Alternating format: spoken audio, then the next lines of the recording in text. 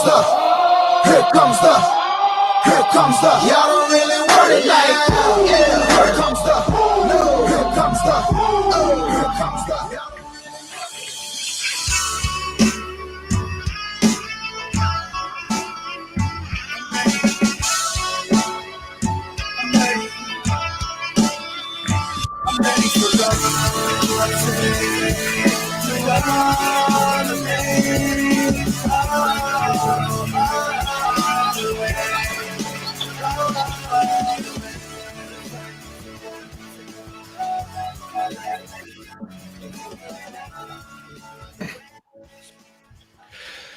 Welcome to the Sunday Blitz, everybody. I am your host, Professor Chris, and with me I have Justin of Toilets to Titles. Justin, I have seen your name around. We have not yet been on a show. How's it going, man?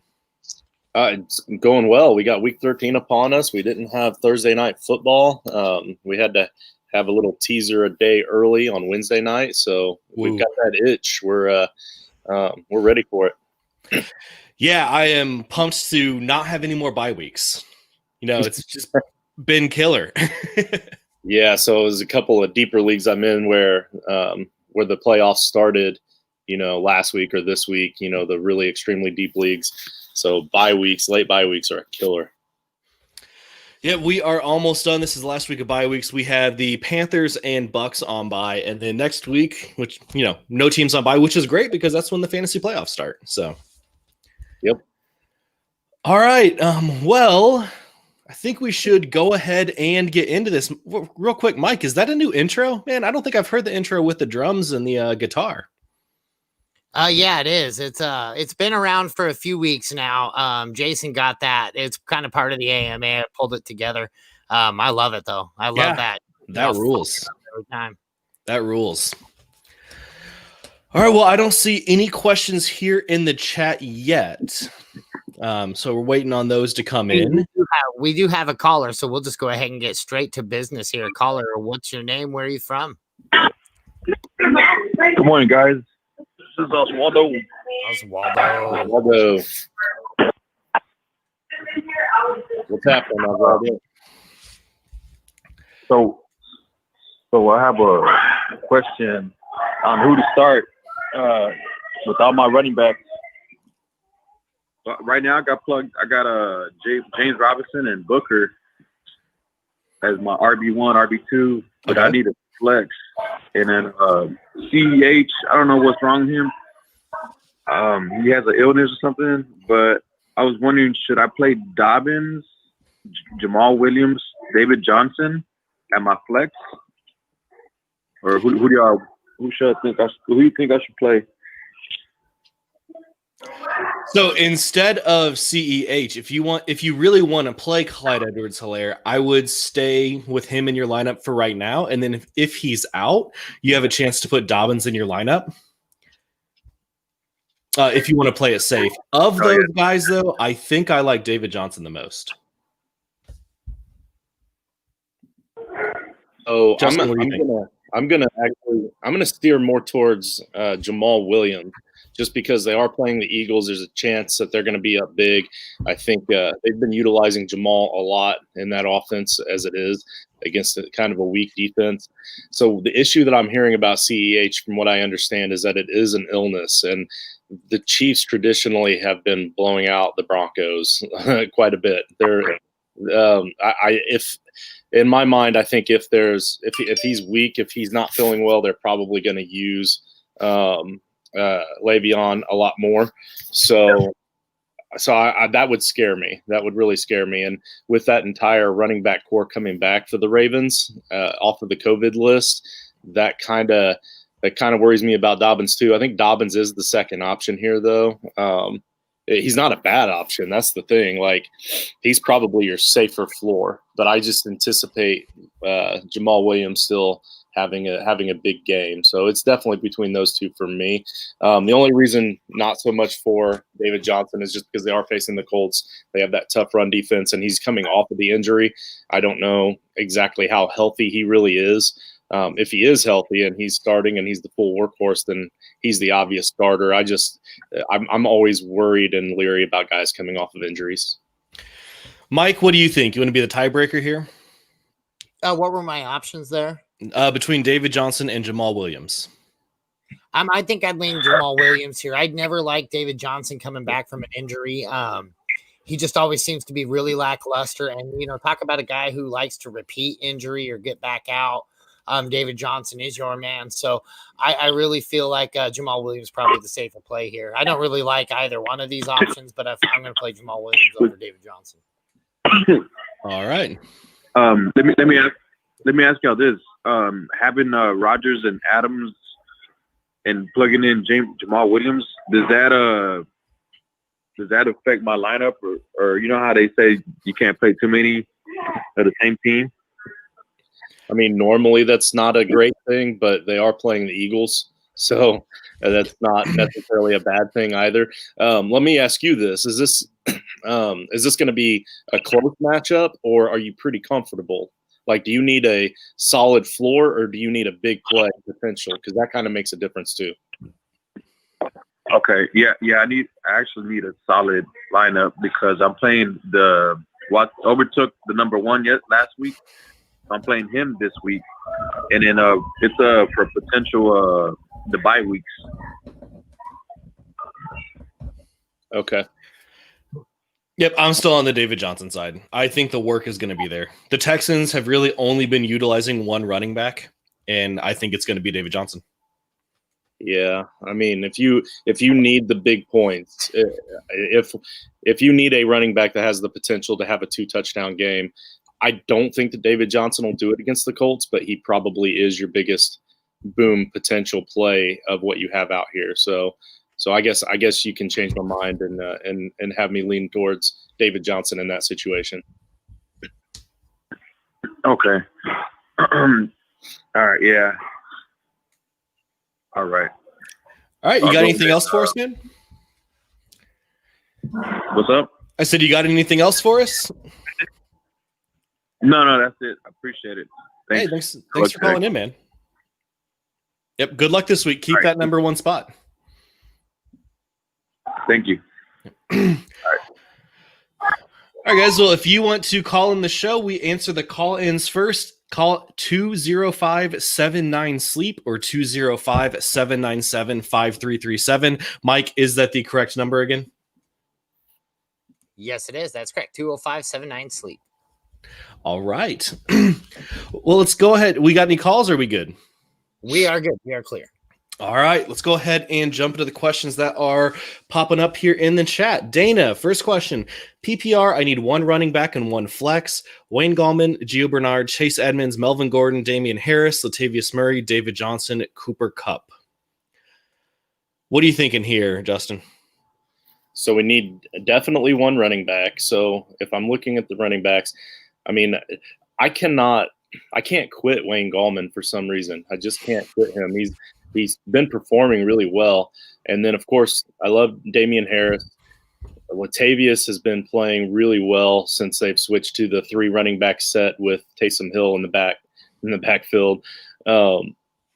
So who are you talking yourself in and out of? Still have David Johnson. Like this, here's the problem with Dana's questions. Like I've been on this show like 3 or 4 times now, and every single time she gives us like a bunch of really awesome players that we have to try to choose from with decent matchups. So again, David Johnson is probably going to get all the opportunity, even though it's a tough matchup. Man, you can't bench Cooper Kupp in that flex, can you? No, I'm taking Cooper Kupp in the flex, and in the running back, I'm taking Melvin Gordon. I think the Chiefs are going to be down. They're going to have to pass. Melvin Gordon is great out of the backfield.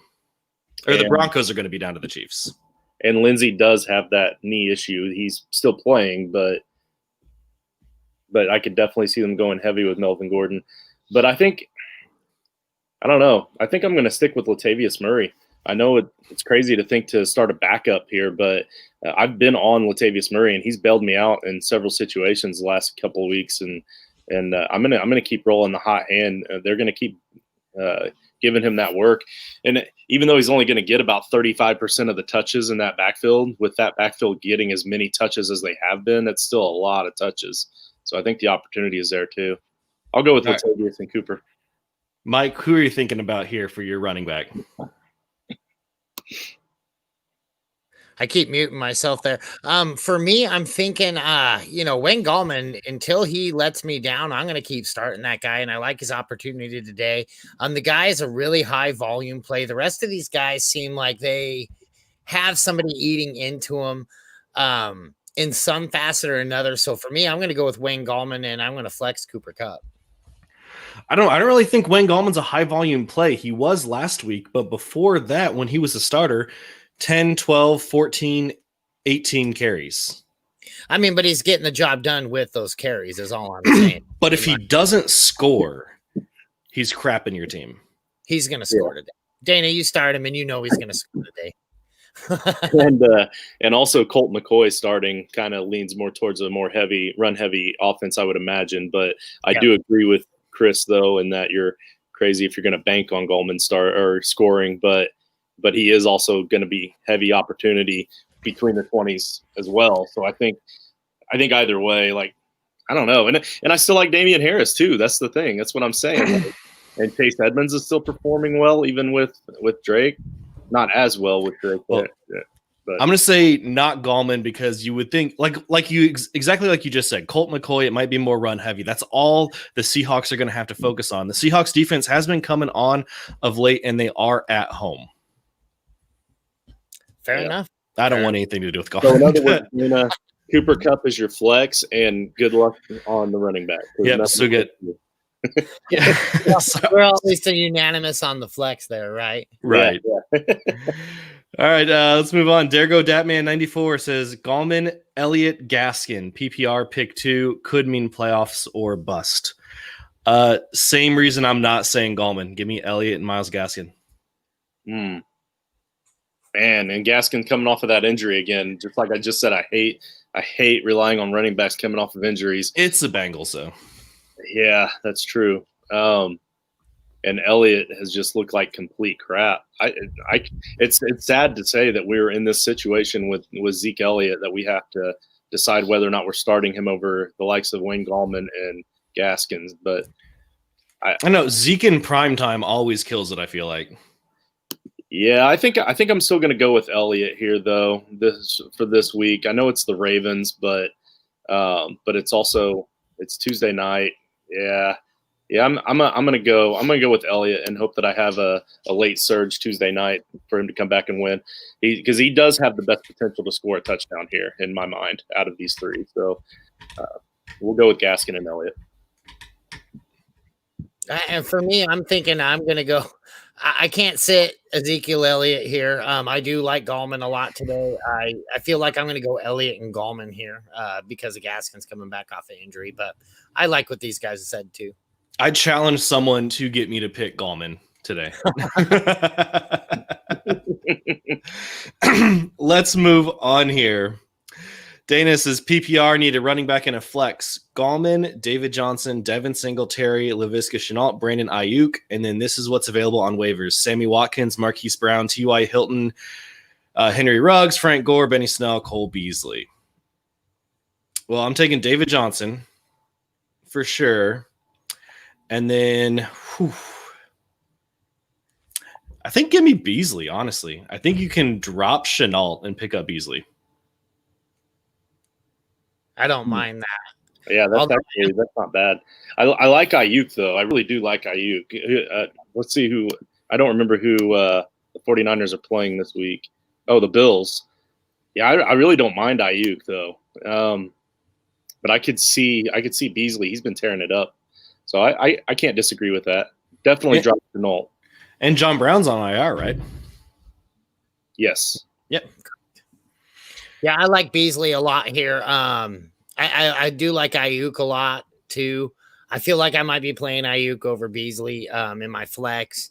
And then I feel like still, I mean, I'm going with volume play here. I'm going to lean with Wayne Gallman as my running back.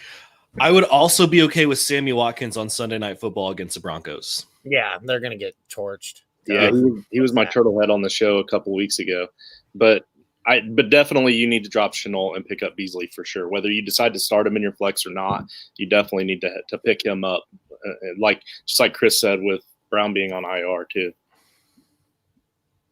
All right. Jonathan Walker says PPR pick 1, Frank Gore, James White, Gio Bernard. Give me James White right here. He's been getting the job done. They've been relying on him a lot in that passing game. I can't rely on Frank Gore, and Gio Bernard just hasn't been present. Yeah, I agree. I'm good with it. Justin says PPR need to stream a tight end. Choices are Kyle Rudolph, Ferkser, Reed, Schultz, Aiken, Swaim, Izzo, Logan Thomas, Zach Ertz. I don't know why you wouldn't play Zach Ertz. I like Ferkser with Johnny Smith out a lot. So, but I kind of tend to agree with the Ertz call. That's why you drafted him where you drafted him. He's back. Let's play him. Yeah, they're all a crapshoot at this point, so I can agree with that. King Ritzy says, would you drop McKissick to bring up Benny Snell? I mean, James Conner is not going. There's a rumor that he's unlikely to start tomorrow.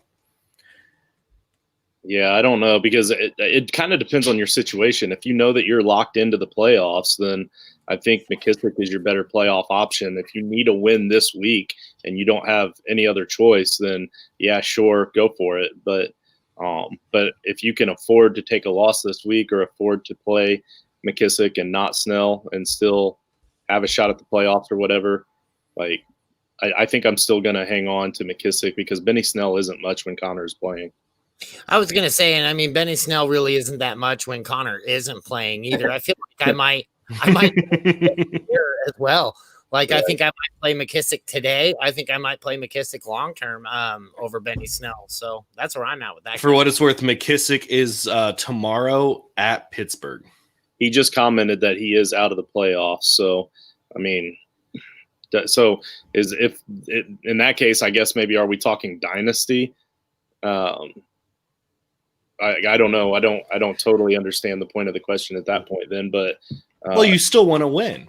Okay, well then if it's consolation bracket, if it's just for this week and you just want to win, then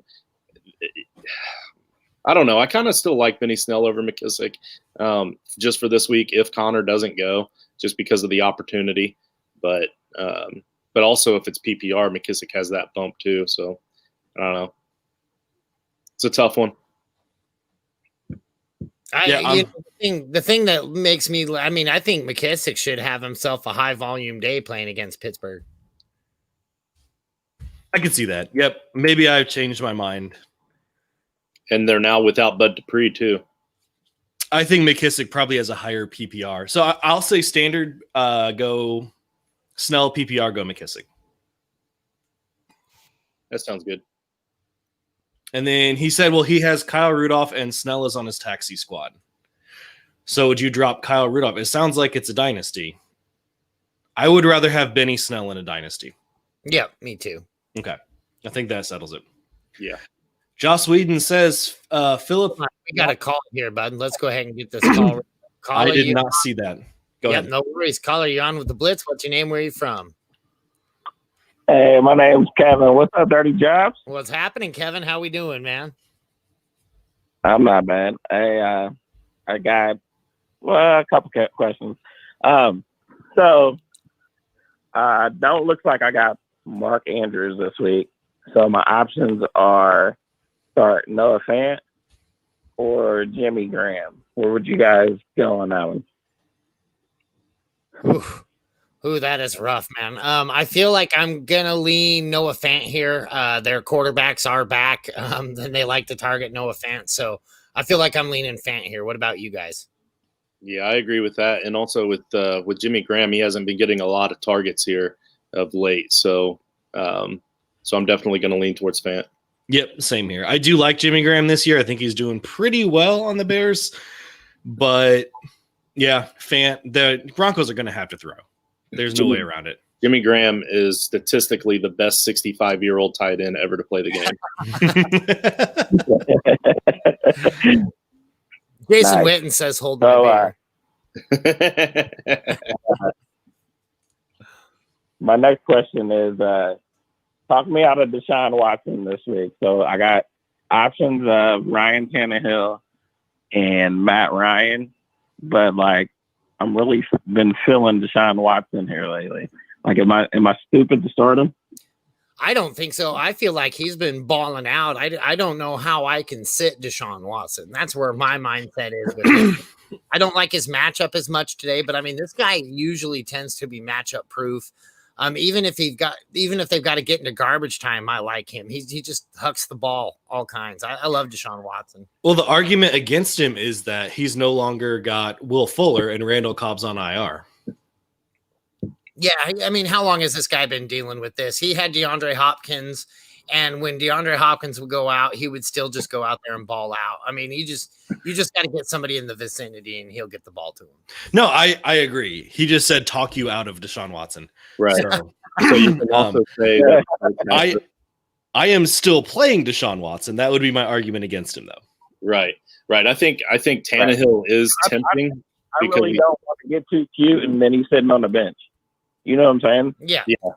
Yeah, no, I agree. I'm definitely going with Deshaun as well. But Tannehill is tempting because he's playing the Browns and Deshaun's playing the Colts. But Deshaun has a nice little tool that a lot of people seem to be forgetting about, and that is Kiki Kuti, who seems to find a way to perform in key moments when he's called upon. So I think they'll be fine. I think he'll be more than serviceable. Plus, he's got the X factor in fantasy football with his legs. So, yeah, you got to stick with him. And I can tell you, as a Colts fan, Deshaun Watson usually plays really well against Colts. Yeah, I hate Deshaun Watson.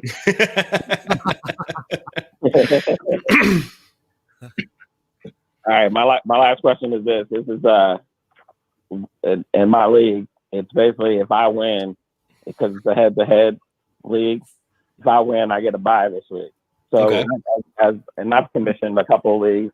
Where do you guys favor? Do you like the head-to-head setup or the point league? So where the person with the most points gets the, buys in the higher seed and then playoffs?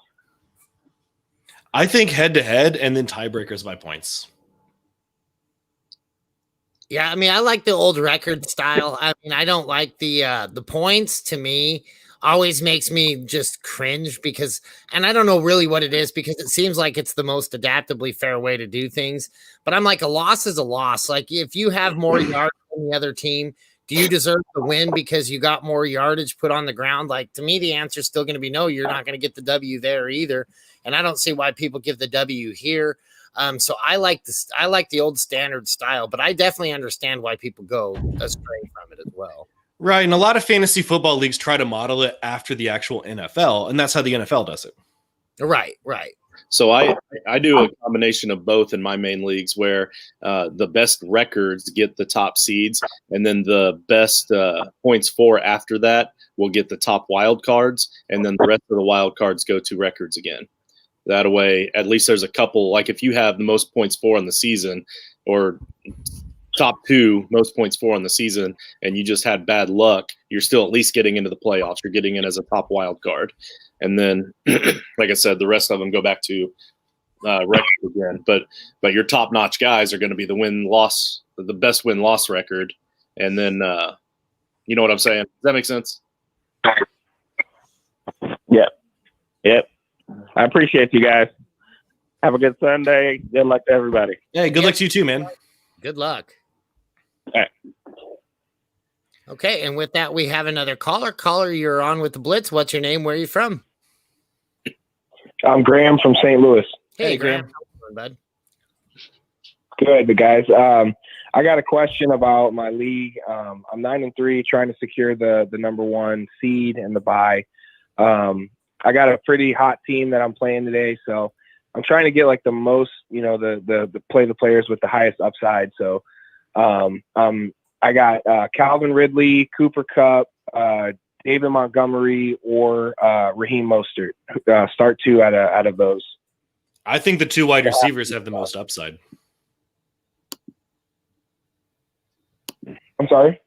So I think the two wide receivers have the most upside. Cooper Kupp and Calvin Ridley. Okay.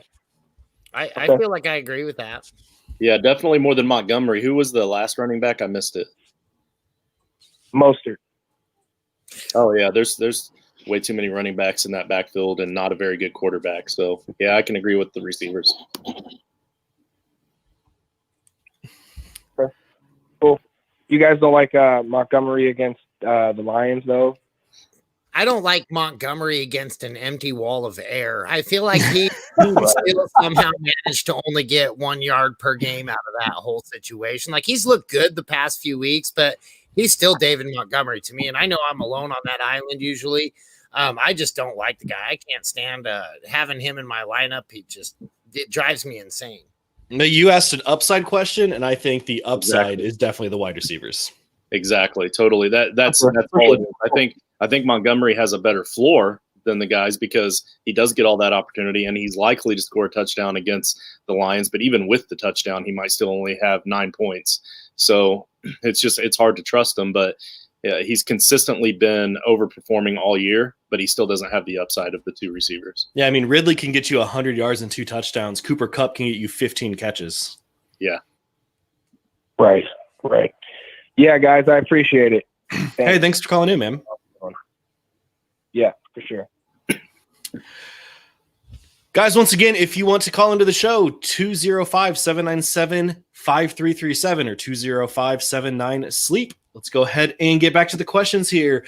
Joss Whedon says, Philip Walker worth a hold in Superflex? Teddy seemed to pick up an ankle thing too at the end of their last, not really needing to use, but wondering about his future.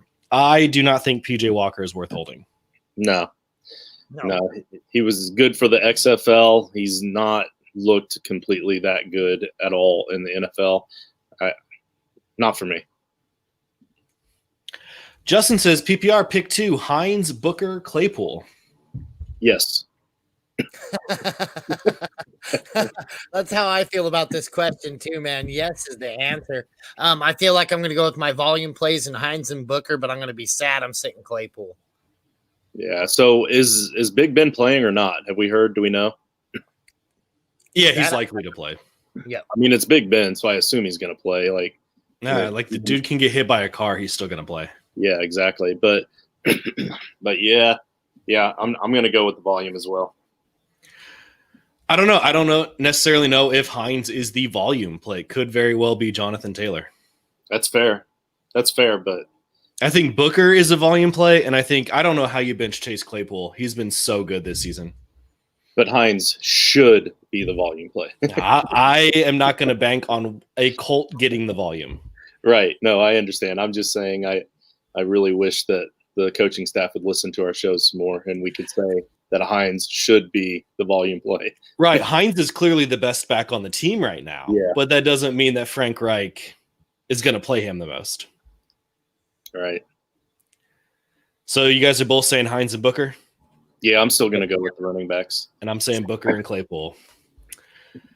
Tom S. says Drake or Singletary. It's Drake for me. He's been good. Yeah.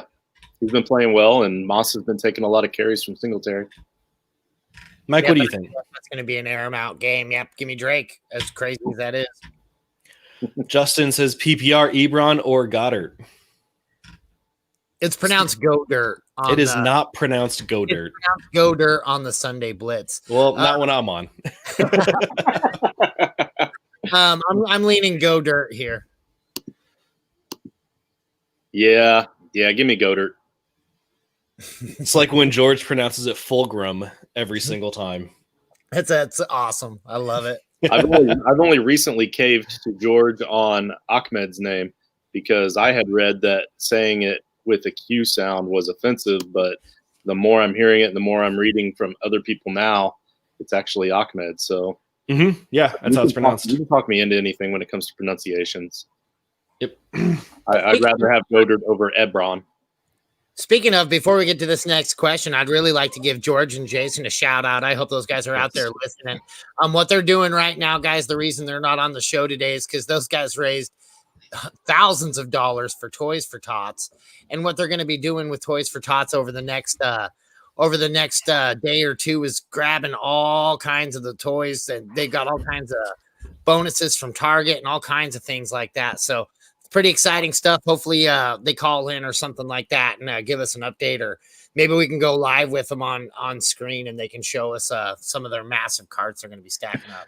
Yeah, they waited till today to do it because according to George, Target today for Toys for Tots, I think, is if you spend $100, you get 25 free. Is that what he said? Yep, something like that. Yeah, $5 free off, and so they're just going to go hit target like crazy today. So that just increases the amount of toys they can get, which is awesome. Yep, absolutely, and that's the name of the game. I'm going with Goddard too, by the way.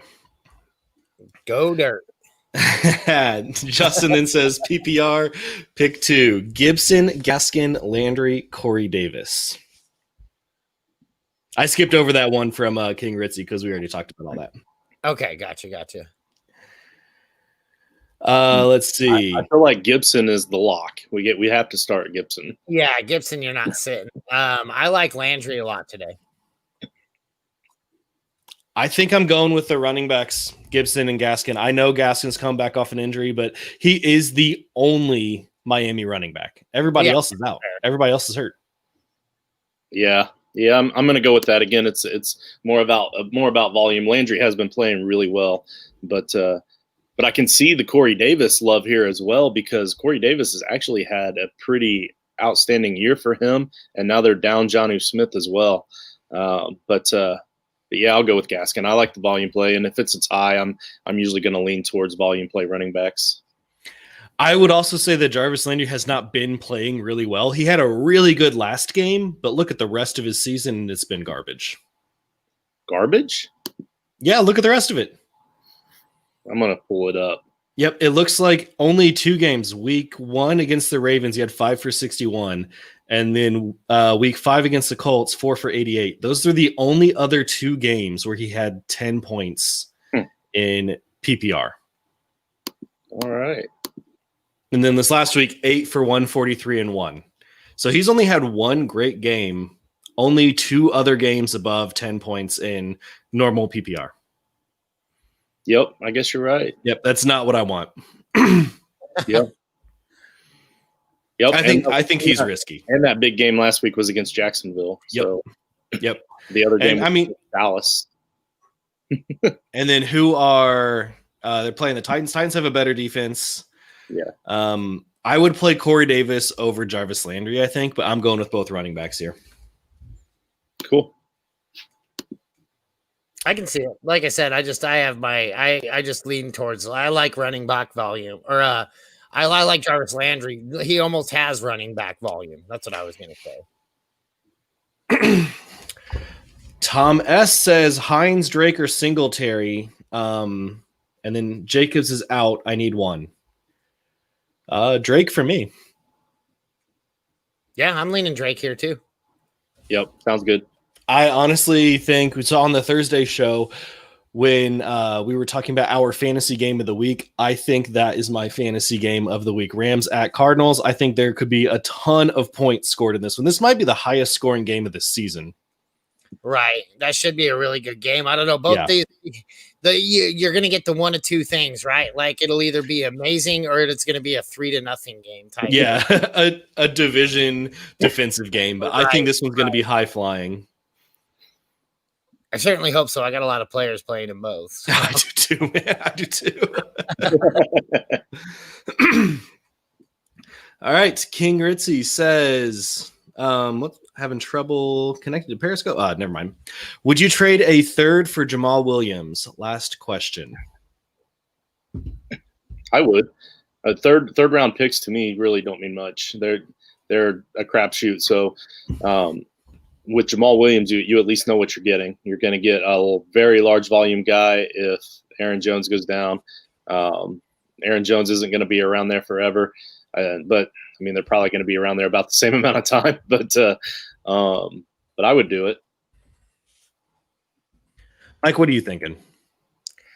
I think I agree with that completely. I mean, who you drafting in the 3rd round? I mean, tell me who you drafted this year in your 3rd round rookie draft, and I guarantee you're probably not playing him, probably not starting him, probably still hoping for him on your taxi, unless that man's name is James Robinson, of course. So yeah, I feel like this is a no-brainer for me. He gets the volume, at least enough for volume for me to play him on occasion and flex him. So yeah, give me it. I like it. Plus, are you trying to fight for a playoff spot right now or something too? You know, there's other scenarios. There's got to be a reason you're asking the question, but yeah. You guys like my coffee cup, by the way? I was trying to. I was leaning in trying to look at it. That's great. Is that you? Yeah, were you guys at Kelly's party? Apparently not. No, and I spelled her name wrong on the cake. Mm.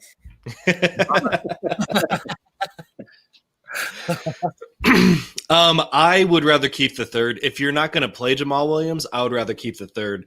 There are great players that you can still. The third round is where you prep for the future in Dynasty. And that's what I want to do. And I had a tweet about this a while ago. Not a while, a couple weeks ago, about the great third round players. And, we got, let's see. So guys going in the third round and just single quarterback, Antonio Gibson and Chase Claypool were third round picks. Michael Pittman in a lot of leagues was a third round pick. We had guys going after that. Like you said, James Robinson going after that was Chase a great Claypool pick. Was a third round pick in some.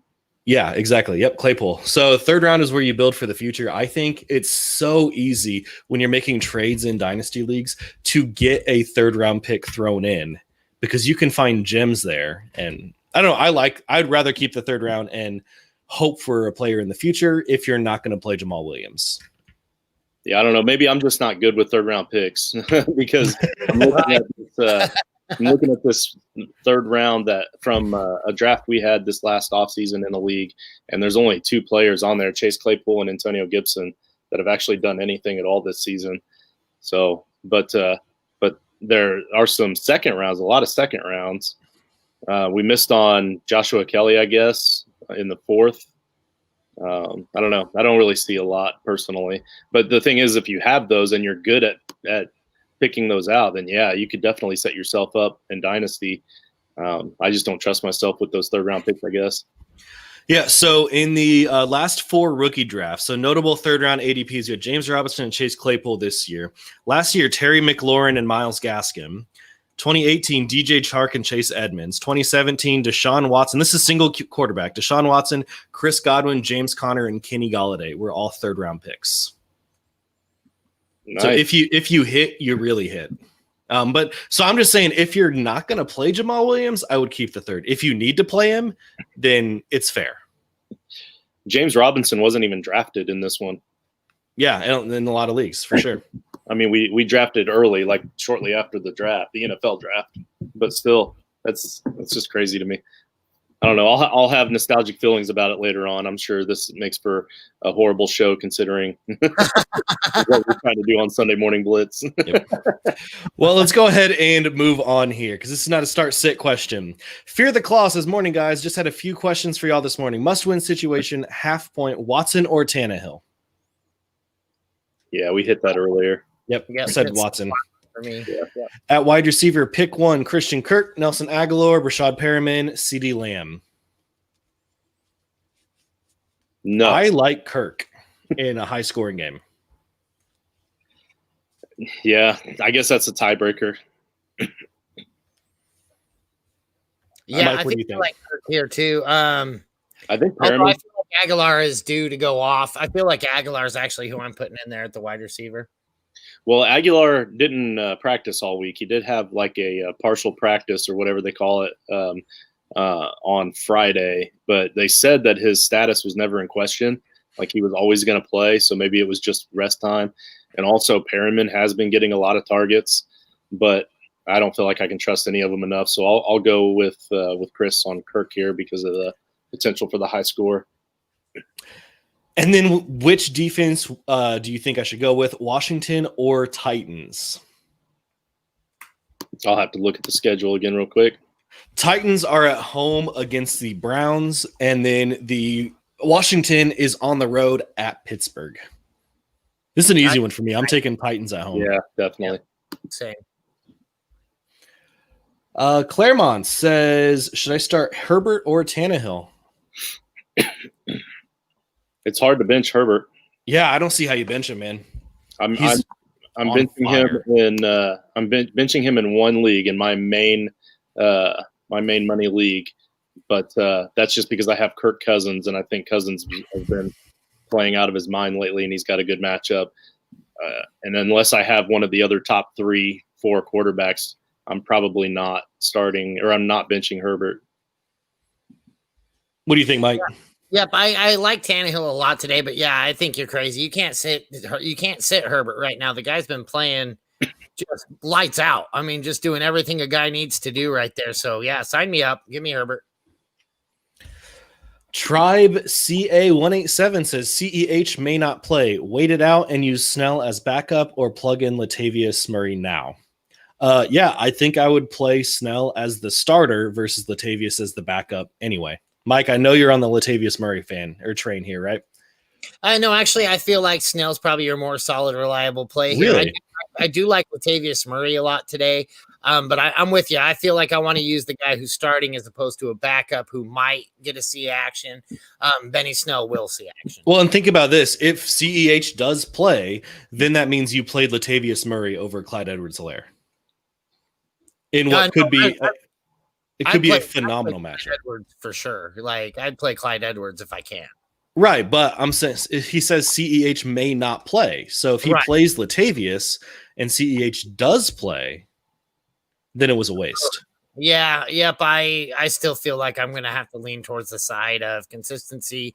I know Latavius Murray's playing. I'm going to probably play Latavius here. So I'm going with Latavius Murray, and hands down, it's not even close for me. He got 14 touches against Atlanta 2 weeks ago. He got 20 touches last week against Denver. I don't see Atlanta.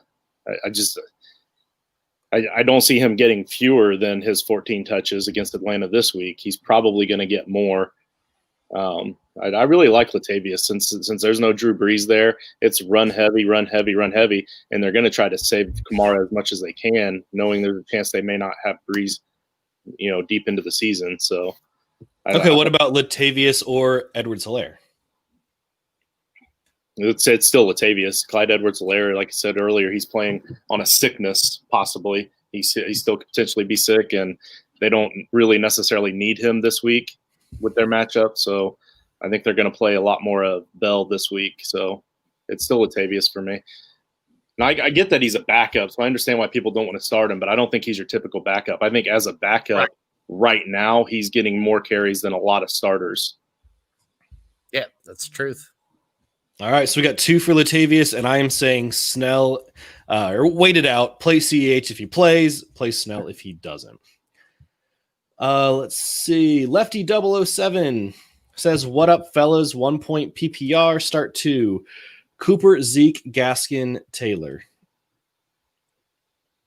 And I'm not sure what Cooper that is. Cooper Kupp, Amari Cooper. I'd assume it's Amari Cooper.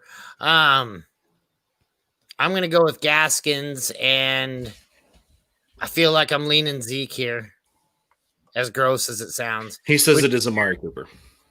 Yep. Yeah, I'm going with Zeke and Gaskins here. I'm going to go with Gaskin and Taylor, and that might be the homer in me that's hoping that.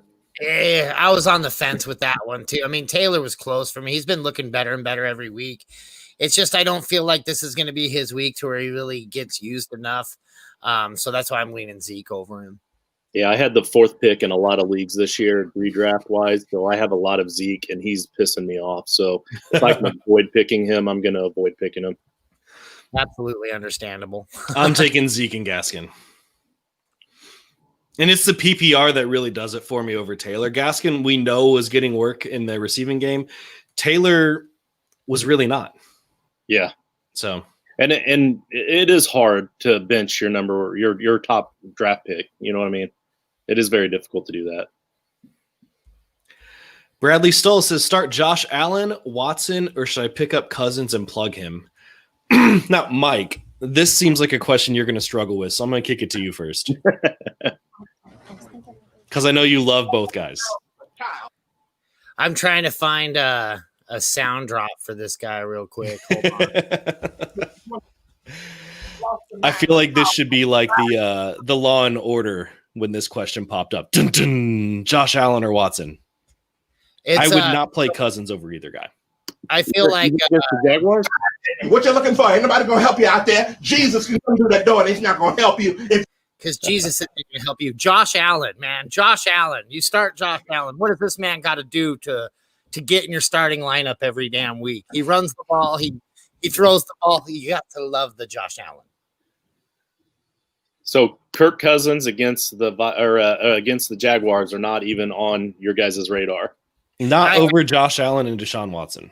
No, and I mean, but that's my daily fantasy quarterback of the day. Though is Kirk Cousins. I do like Kirk Cousins a lot today, but I cannot play him over Josh Allen. I can't play him over Deshaun Watson either.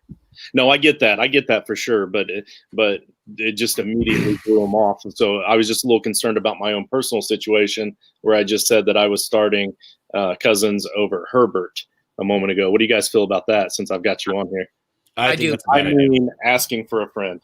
I like that move, actually. I think Herbert, I do, like we just said, you can't really sit him down, but in this instance, I feel like I could for that guy. I mean, the matchup's just too juicy. It's not prime time. Kirk Cousins isn't on any kind of spotlights or anything like that. He ought to light it up. Cool.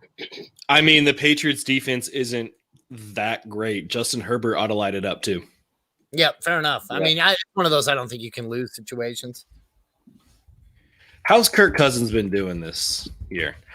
Well, I feel like he has these couple good games, and then you play him, and it's just awful. Yeah, and but a lot of that people haven't been playing him the last 4 weeks because of that. But the last 4 weeks, he's done really well. He has 11 touchdowns and 1 interception over the last 4 weeks, and he's scored top 5 fantasy quarterback points every week. But he's also played Detroit, Chicago, Dallas, and Carolina during that stretch. But Jacksonville is very similar to all of those. So that's kind of where I'm going with that. Like, even without Thielen last week, he had 3 touchdowns, 307 yards, and then 19 rushing yards too, to boot. But in a lot of attempts, 45 attempts last week against Carolina. I don't know. I'm taking Herbert. Mike, you're saying Cousins? Yeah, I'd go Cousins here. Okay. Because I feel like he's going to light it up. I am really high on him. He's in my top 5 this week. Now I know how the listeners feel when we don't agree. We help you none. Dalton Schneider says Mooney, Crowder, Coulter. Pick one, half PPR. Give me Crowder. Yep, same here. Yeah. I know we haven't been seeing the volume there as of late, but you got Darnold back. I feel like you're going to see it again. Keep Coulter on your roster, though. If this is dynasty, keep Coulter on your roster. If they move on without Will Fuller next season, I've got a really good feeling about Coulter filling in that Will Fuller role next season. Same here. DAJ says full PPR need 2: Benny Snell, David Johnson, or Damian Harris. Give me Benny Snell and Damian Harris. I'm going to go with David Johnson and Harris. Again, it seems like there's just a lot of Benny Snell hate on my end, but most of that is because there's a lot of Benny Snell hate on my end. That's fair. I feel like that's justified to have Benny Snell hate. Yeah. And I feel like you're banking on a Patriots running back, which is never a good idea. Right. He does say, oh, never mind. Dalton, we'll get to that in a second. I'm saying definitely David Johnson. And, oh, man, I think I got to go Benny Snell. I think you just hate the Patriots. I do. I try to be as objective as I can, but I do hate the Patriots. There's no secret. I hate the Patriots too, but I don't like it. Doesn't, as bad as they're doing right now, I don't even feel bad about still hating them. Like, no, it feels pretty good actually. I feel a little bit bad for hating the Bucs more than I did, but because I really hate Tom Brady more than anything.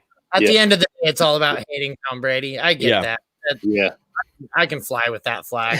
The guy's my neighbor now, and I mean, it's not fun. I don't like Tom Brady still. It's Dalton Schneider said to recap, the Mooney, Crowder, Coulter, it is a dynasty. Yeah, that's awesome. So keep Coulter. Yep, keep Coulter. See what happens next season. They ought to be a pretty good grab for you. Welcome back to the Tom Brady Hate Show. Yes. Guys, if you want to call into the show, 205-797-5337 or 205-79-SLEEP. And it looks like Mike of the Fantasy Intervention is joining us now. I'm going to go ahead and add him to the call. Mike, how's it going, man? What's up, guys? How y'all doing? What's happening, man? Nothing. Busy Sunday as always. You know how it is. Busy Trying to Sunday, keep hell, up with all man. the data. What do you mean Sunday? I see you almost every night on YouTube. Yeah. Well, today's been especially. So I don't know if you guys know, we do the timeline takeover on Sundays where I just give people my Twitter and let them post their stuff. And I think the first time we did it, I got 5, and today I got 48 in the first 8 minutes. So my fingers are sore, man. I feel like the grandma from Billy Madison, like when she's like, my fingers hurt and I have to keep knitting. Like, So as long as y'all don't need me to type, I got you covered other than that. I think we're good. It looks like we do have a call right now. Mike, why don't you go ahead and bring him in? Caller, you're on the line. What's your name? Where are you from? I'm Greg. I'm from Chicago. Hey, and Greg, I from just Chicago. had one question. What you got, buddy? I got one spot on my wide receiver. I'm starting at Adam Thielen. So I have between Adam Lazard, Julio Jones, or Marvin Jones. I mean, Julio, right? I don't even know that those two belong in the same sentence as Julio. I know he's got the foot issue. I know people are worried about Lattimore. I don't care about either. Julio Jones, if he goes off on your bench, you're going to be miserable. So, I mean, Alan Lazard will go off once every 3 or 4 games, right? But he's still got the abdominal thing. You still have Valdez-Scantling there. You still have Tunyon, who's getting some looks at the red zone. I think this is Julio Jones by a considerable margin, to be honest. Yeah, I can agree with that for sure. Yep, and same here. I feel like Julio Jones, to me, it's just one of those guys. I mean, we're getting down to clutch time, right? Are we going to sit there and say that I'm going to be confident putting a guy over the guy who's the Matt Ryan's just apple? Like he's going to throw it to him 1,000 times a game. So definitely you're going to have to give me Julio Jones here. I just can't sit Julio Jones, not when it's crunch time, because he'll kill me on my bench. I just can't do that. Yeah, and not after hanging on to him through all this injury stuff. You hold on to him all this time, and now it's time to play him, and you got to play him. All right. Thank you, guys. Yeah, man. Good luck. All right. And with that, we have another caller. Caller, you're on with the Blitz. What's your name? Where are you from? What up, dog? Good morning, fellas. What's happening, Al? How we doing, What's up, man? Al? Doing good, man. Doing good. On my way to my dad's house. Figured I'd get the call out the way now. Somebody already asked my question, so I'm glad because, I got the Deshaun Watson and the Josh Allen question every week just to see. And I already know what Dirty Jobs is going to say. So I never want to ask him. I'm going to warn you. We got Mike. Mike is a Josh Allen guy, too, so that you've been warned. Oh, okay. I mean, he's already in the starting lineup because I was slightly worried. Indy has been playing well, but I feel like Josh Allen was definitely going to have a bigger game with San Francisco because San Francisco they're really trying to play. They're trying to play for something. They think they can still make the playoffs. So here's hoping. With the CEH thing, should I instead just roll with, of course, Austin Eckler, but should I take him out and put David Johnson in, and then maybe flex Giovanni Bernard? Oof. I could see the David Johnson. I don't know about Gio, but I could see the David Johnson. Yes. So with this one, Al, I'm going to be honest. Whenever I get these questions, actually, not to plug my stuff here, but I just wrote an article where it comes down to what does your opponent have, right? So let's talk about this honestly, Al. Are you looking at getting your butt kicked, or do you think there's going to be a close matchup? Because if you think it's going to be a close matchup, go ahead with Gio and take your 8 to 15 points you're going to get against a tough Dolphins defense. However, if you think that you're going to need 20 from that spot, you have to go CEH there because there is no way that I see Gio blowing up against the Dolphins. So you're talking like floor ceiling, right? It's a risk, but every sign is pointing to him playing. And what I would suggest is I would put I would go ahead and put CEH in my lineup. And if possible, if you can, I would grab somebody from, maybe the Washington game, the Buffalo game, maybe like a Gabriel Davis is a guy that I'm thinking of possibly, or a Tim Patrick, that if CEH doesn't go, you at least have a non-zero player there. But what I would do is I would do everything in my power to get CEH in my lineup and then pull him only at the last minute if I had to. Okay. All right.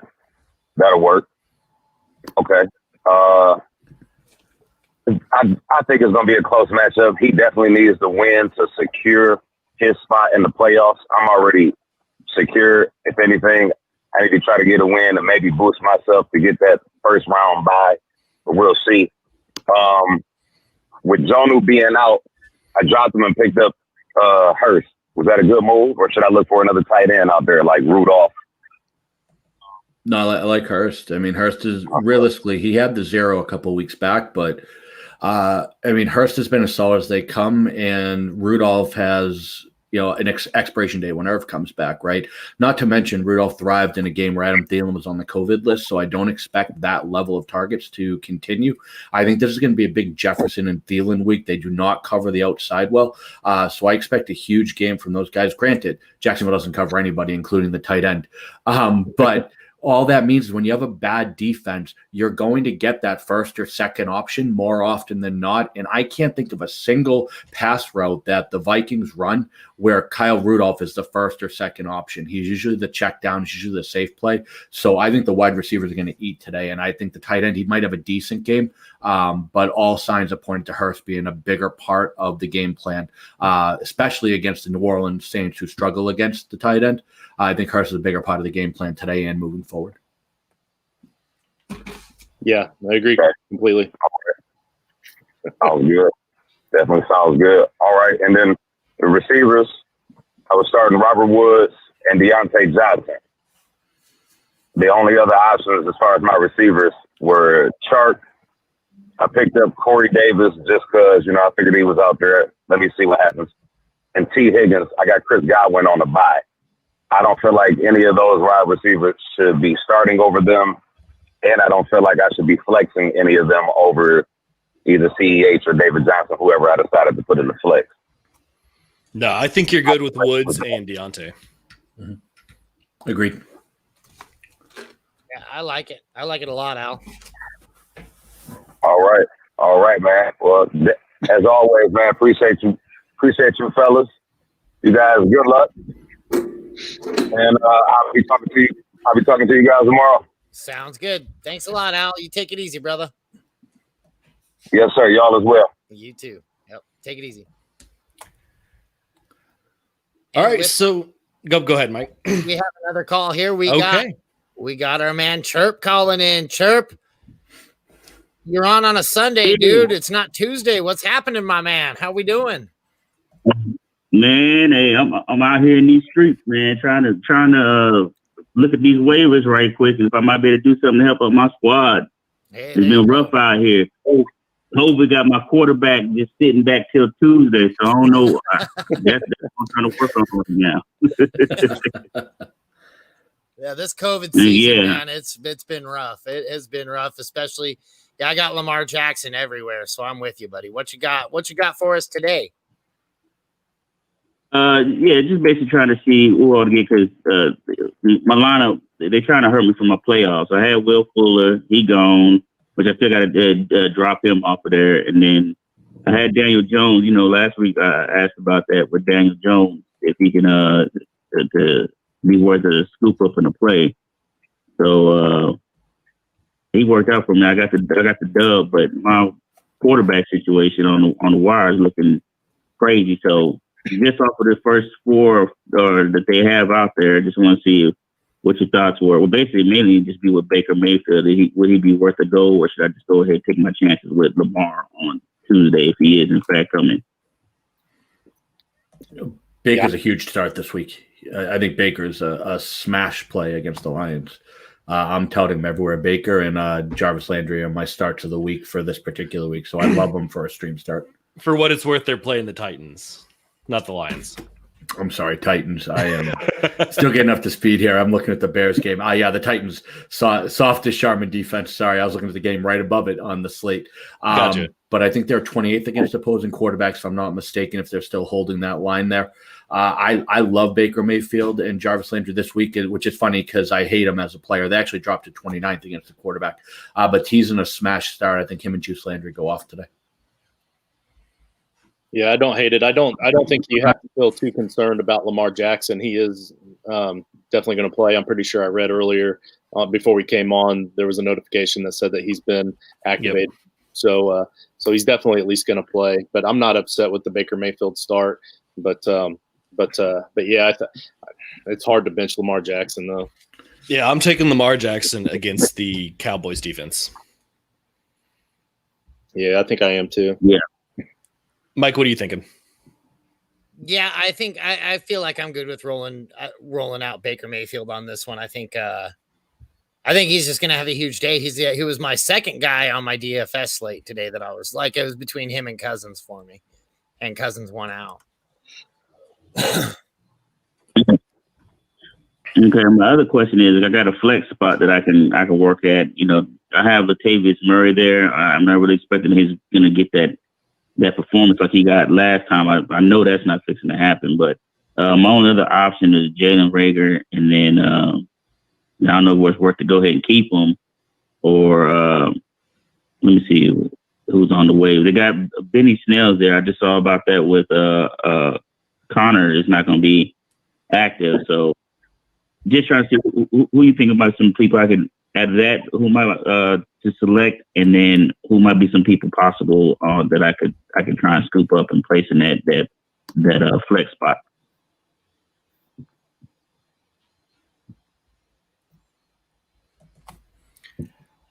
All right, so I missed the options. I heard Benny Snell, Jalen Reagor. Did I miss any other names? Yeah, and then let me see. There's Kerryon Johnson, Firsker, and Le'Veon Bell. Ruggs is here. Henry Ruggs and Mims are like the first. Well, I like Mims this week a lot. I like a lot this week too. Yeah, I think I'd roll with Mims right here. Absolutely, same. Yeah, and I don't like most of those other options. so yeah. Because you got anyone other than Mims in that group? Do a drop for Reagor. Is Reagor worth even rostering? No, not at this point. Not with their quarterback situation. Not with the way that we have Ertz coming back. Realistically, Dallas Goedert and Miles Sanders are the only Philadelphia Eagles that I have any comfort putting in my lineup, and that is very loose at this point. Dallas Goedert's a top tight end just because the position is trash. But the way their quarterbacks are playing, and honestly, even if they were to go to Jalen Hurts, the game that Reagor plays, I think, will still favor the checkdowns to the running backs and the tight ends. So I think this is probably just a lost year for your Philadelphia wide receivers, to be honest. Yep, I agree. Yeah, so if you're going to do a Reagor for Mims drop, I think you're solid there. No regrets on that move for me. All right, and just to make sure, this is a standard league as well. So, yeah, and I think that's fine. I mean, neither Reagor or Mims is really a big PPR play anyway. You're still looking at two guys that are big hitters, two guys that are going to make some deep plays. So I think in standard, you actually have a little more value with Mims and Reagor. To be quite honest, opposed to PPR. And then at the end of the year, talk to your commissioner and tell him that PPR is kind of the way to roll moving forward. But for this year, I think both guys actually have a little bump with standard because they're not high volume guys. They're high impact guys, big play type players. So, yeah, but that's what I've been trying to work on him for a minute and changing our waivers from just the ordered list and let's go ahead and do the what's the other one where you doing with the fun? The Fab free agent budget. Yeah, definitely go with that. A lot more fun. All right, man. Well, you got anything else for us? Yeah.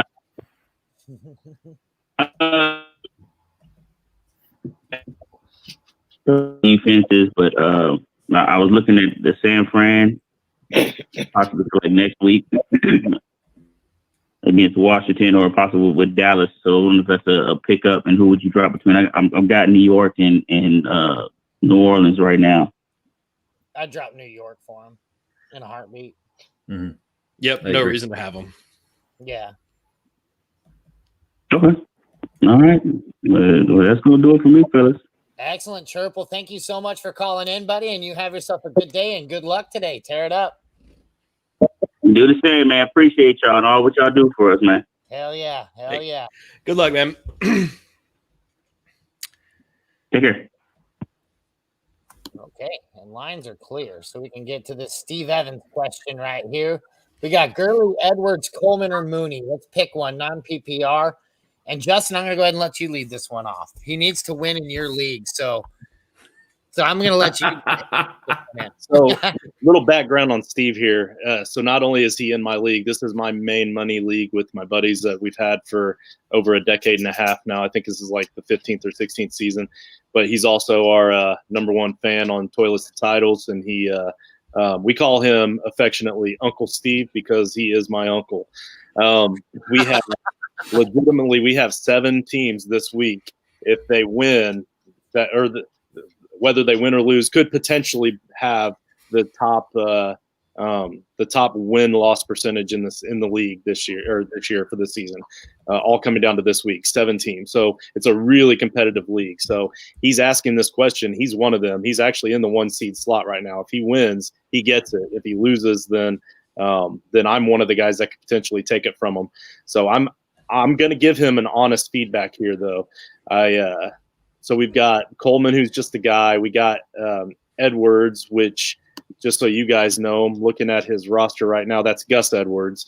So with the rest of that running backfield coming into play, I don't know that I like him as well either, even though he is playing Dallas. And then Gurley, who is playing with the knee injury issue or the knee issue, but he is still playing. Pretty tough defense he's going up against, though. So I'm kind of leaning towards Mooney because they're playing Detroit. This is in his flex position. Also, I don't think he put it on here, but it's non-PPR. Oh, he did put non-PPR. So I think I'm going to lean Mooney here out of the 4 of them. It's Gurley by far for me. I was going to say, I think I'd pick Mooney if I was facing this guy, too. Yeah, I was going to say, Steve, don't listen to your nephew. Oh, my gosh. For me, it's Edwards, and it's not even close. Gurley, and it's not. So let me look up Gurley real quick while Mike gives his answer and bashes me as well. Yeah, I mean, this is like, that episode of Seinfeld where George is trying to figure out if he can eat the eclair out of the trash. It's all garbage. But the least tainted eclair is Todd Gurley. He's going to get the touches. As much as I think Darnell Mooney is a high waiver type pick with Mitch playing, it's Gurley getting the touches without question for me. So Todd Gurley had 8 carries for 26 yards against this same really tough Saints defense 2 weeks ago. Did he get injured that game? I don't know that he got injured during that game. I thought that it was more of and maybe he did at some point during the game, but I'm pretty sure he finished the game and then he just didn't play last week. That's what I thought had happened. But oh yeah, but I mean, we're talking about Darnell Mooney realistically, who number one is dinged up. He has 1 touchdown in his past 5 weeks. He has no game where he's gone over 60 yards in any game that I can see. He gets open, but he's on the friggin' Bears and they can't hit the broadside of a barn. So I think realistically, like we've talked about before, if you need 20 plus, go Mooney, because Gurley's not getting that and a cornerback might fall down and get it for Mooney. But if you're looking for just guaranteed points, it's Gurley by a considerable amount. And he does not need 20 plus. He's favored to win by it's not a whole lot. Yeah, but even if he's close to favored to win, I played safe with Gurley. Yep, same here. All right, well, Steve, whenever Mooney outscores Gurley, don't say I didn't try to tell you. Hey, either way, I appreciate the support, guys. I got to cut out, so don't forget you can catch us at Toilets and Titles. We also have a new merger going with a new network called the MLO Network, Moonlighting Outdoors, where I'm going to be doing a weekly show for them as well. I'll be back here every Sunday with you good-looking fellas, and again, I just appreciate your time. Excellent. Yep. Thanks for coming, Justin, as always, and you take care of yourself, and good luck today, bud. All right. Good luck, fellas. All right, let's go ahead and get back to the questions here. So Justin says Saints or Dolphins DST, 3 and outs, return yards, and tackles for loss count. That's a lot of words. Yeah. No, he's just saying if like normal defensive scoring, if a team gets a 3 and out, it counts the point. I'm taking the Dolphins against the Browns. Course. Yeah, not the Browns. Bengals. Yeah, Dolphins. Easy. Yep. Especially, Ryan Finley or Brandon Allen. There's a chance for a couple fumbles and a couple picks. Yeah, Right. I can't stand Matt Ryan, but he's absolutely better than anything the Bengals can throw out there. Yep. So. Dolphins Yep. D. Mhm. Mini Jordan 718 says, "Good morning, guys. PPR, carry on or Singletary?" Singletary. I mean, Swift just cleared the concussion protocol. I don't think carry on's a play when Swift is anywhere near the field. Well, and Adrian Peterson's better than carry on anyway. Correct. Yep. I'm taking Singletary. Mike? Yeah, I'm taking Devin here too as well. I can't ever play Carry On Johnson again. I don't think. And then Mini Jordan asks, Deontay or Chark? Deontay. Yep, easy. He has been on fire basically all season, right? Yeah, except when he gets hangnails and comes out of the game for whatever reason. Hey, okay, I've had one. Oh, they hurt. Fight for 3 minutes, Mike. Oh, and Deontay's had double-digit targets every single game except for 3. Yep. Yep. Yeah, when he's on the field, he's a smash. No question. 10, 11, 16, 13 the last 4 weeks. Let's see. What is our next one here? All right. There. Mike's already got it. Fant or Ebron? I mean, I don't know how you cannot play Ebron at this point. He has been double-digit points. I think it's like 8 out of 9 weeks now or something like that. He's the tight end 6 or 7.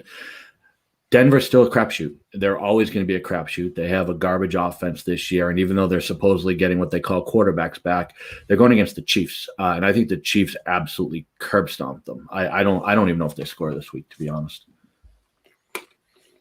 Yeah, and I'm going to make the argument that they're going to have to throw. Yeah, They are. There's no question they're going to have to throw. It's just a question of whether they're going to be successful at doing so. Is it Drew Lock starting? He is. Okay, give me Fant. Ebron is number 9 on the season. Number 9. Okay, I knew he was creeping up and down. He's been that group has been fluctuating. It is a tough defense with Washington, but I actually think Washington's going to score some points this week too. I think they're going to give Pittsburgh a game. Believe it or not. Everyone, and welcome into the Week 13 Fantasy Football Friday. I was looking up. I just saw that DeAndre Swift is inactive. I was trying to get any verification on that. He is inactive? Inactive?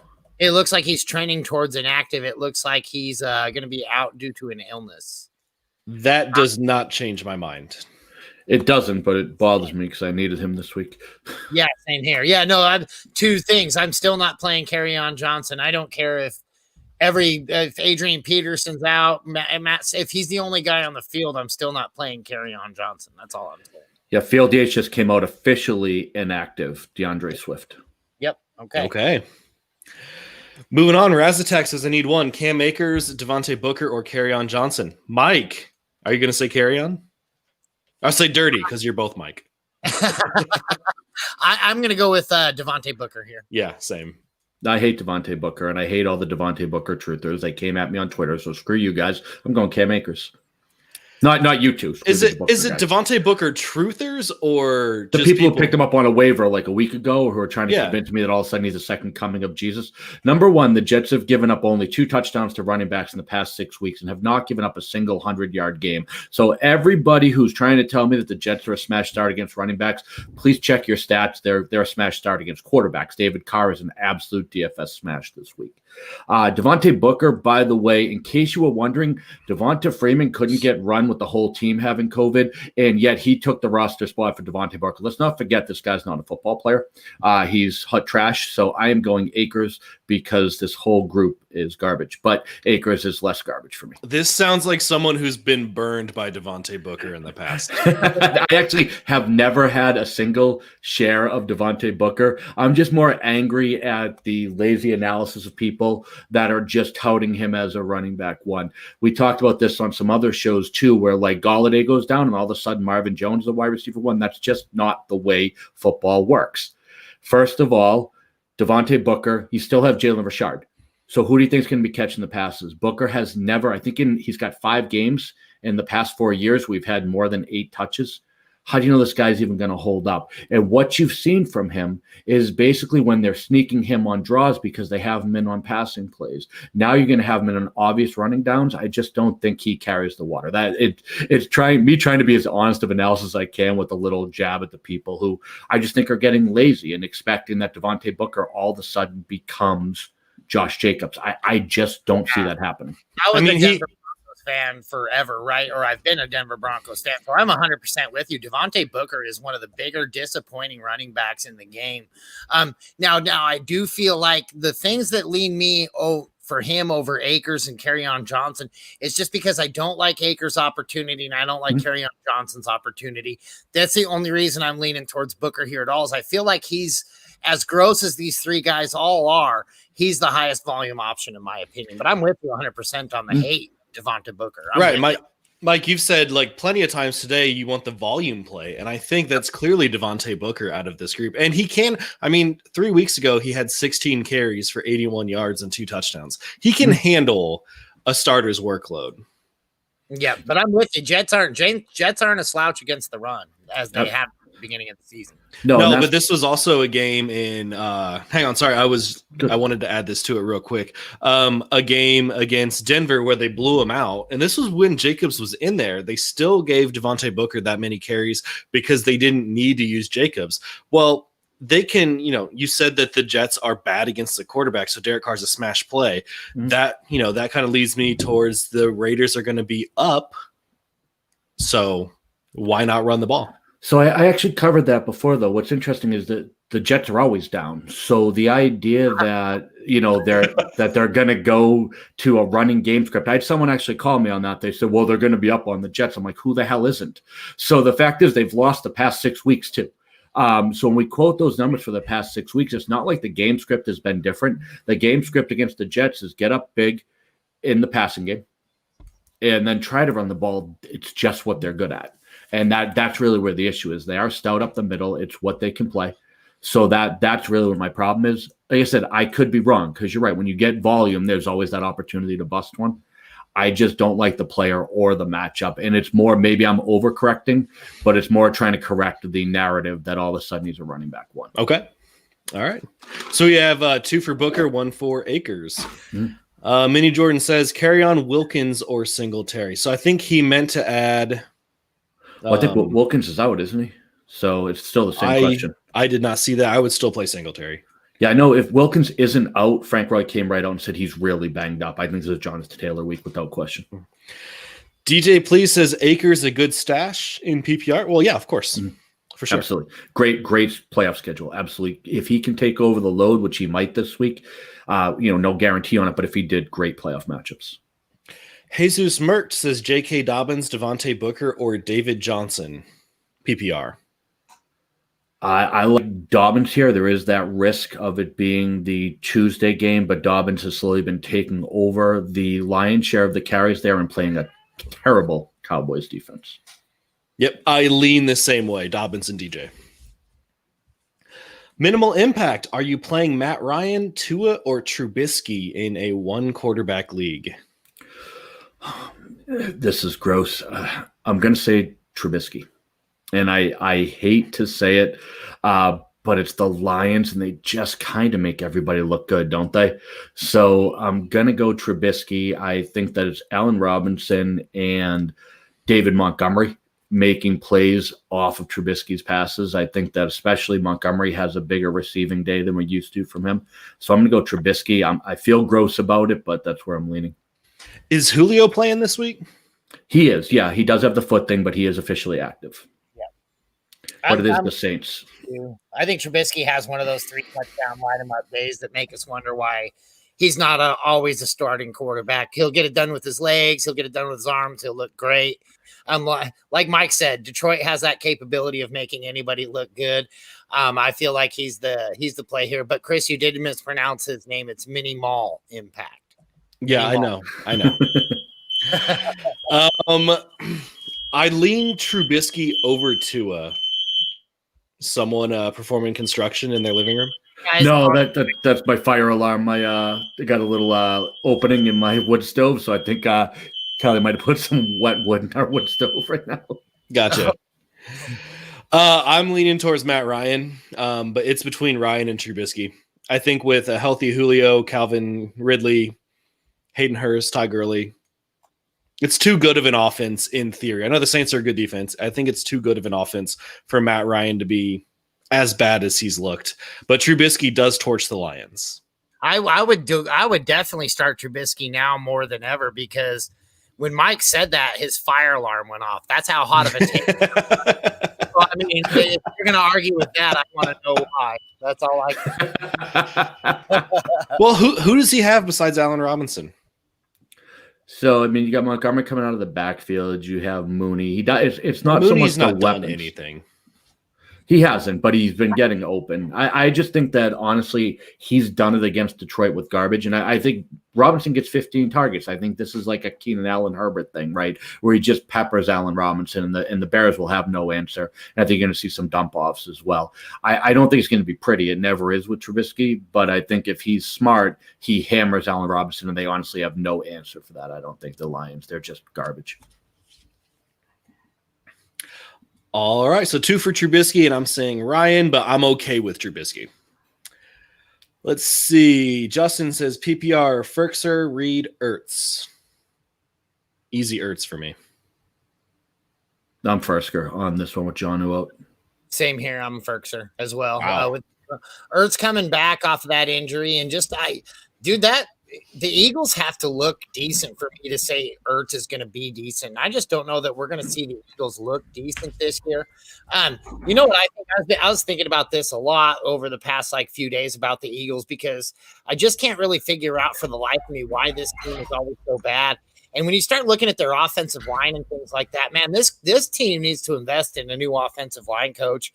They have great players. They just can't seem to stay on the field for more than a few games, So get somebody in there with some conditioning drive or something like that. And I feel like the Eagles can be a pretty decent team. I know everybody gets down on Wentz a lot, but I mean, try having him, try doing anything. He has a second and a half on average to make a play. And even on the plays where he has time, he's still thinking about having that 1 second and a half to make that play. So he's still in shell shock mode and trying to get stuff done on his own. So, I mean, that's a team right there. I just feel like until I see some improvements in the coaching staff, I'm going to try to fade in every facet possible. And that includes Zach Ertz, Dallas Goedert, and all those guys. Carson Wentz is the quarterback 11 on the season. Yeah, I mean, he's getting it done. But, I mean, again, he just hasn't looked pretty doing so. And there's a reason why he's throwing so many picks. And it's, again, if I have to sit there and you have to make a second and a half decision every single time I make it, you're going to make a mistake every 5 seconds too. I mean, it's just impossible not to. It's too much pressure. Let's move on. Jesus Merch, Trey Burton or Anthony Ferkser? Ferkser. This is probably the homer in me. I'm saying Trey Burton. Trey Burton seems like he scores each week. He's getting it. I like Burton, but I think Ferkser gets the volume play. I don't know, why do you say he's the volume play? Jonnu Smith hasn't been the volume play. He got what? He had zeros last week, didn't he? Yeah, Ferkser's been running a ton more routes, especially since Taylor Lewan went down. So if you look at Jonnu Smith, it has been since Taylor Lewan went down and since AJ Brown came back, they've been using Jonnu more as a blocker.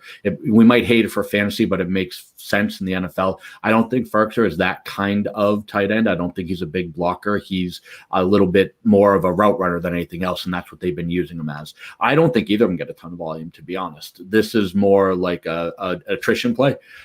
Burton, though, has been scoring on end arounds and stuff like that. Against a bad rush defense, I think they just play this one up the gut. At least that's what I would do if I was the Colts. Yeah, it's not like Trey Burton's been a stud for PPR. It's just he's been getting into the end zone. Yeah, I think these guys, to me, is a coin flip. I mean, hell, go alphabetical order if you want. And if you pick Fark's name, it's Fark's, or last name is Burton, right? I would say I can't get two names that are closer for me that you're just hoping for a touchdown. All right. Apothis says, with Julio active, who would you start, Matt Ryan or Taysom Hill? Taysom Hill. Yeah, I like the big volume. Yeah, I got to say the same thing. I do like the Falcons defense. I feel like you can start defenses against the Saints with Taysom Hill because he gets sacked a lot. Mm. But which, if you're going to, run all the wildcat-ish type plays, which is what he's essentially doing as a running back, wide receiver, quarterback, gadget player, he gets sacked quite a bit. So I think the Falcons defense could be a good play, but I think I'm leaning towards Taysom Hill. Did he go robot on you too, Mike? What's that?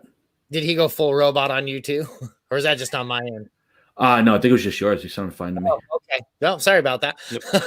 Yeah, so I think one of the things about Atlanta is people are looking at the overall numbers, but ever since they made the coaching change, their defense has actually been pretty stout. I don't think they're a smash play against Atlanta anymore, and you saw that just last week with David Carr. Everyone touted them, and what do they give up? 7 points. So Atlanta's been a lot more stout. I just think that rushing floor with Taysom Hill, the fact he's the goal line back, right? Those 6-point runs make such a difference in fantasy. Yep, for sure. Yeah, agree. JJ123 says pick 4: Mostert, Gibson, Gaskin, Drake, Montgomery. So pick one to not include. All right, so easy. Montgomery and Gibson are smash plays. You absolutely have to play them. I'm going to go with everybody but Kenyon Drake in this one. I would leave out Mostert. That's where I was at too. I was leaving out Mostert. I just don't like the packed backfield over there.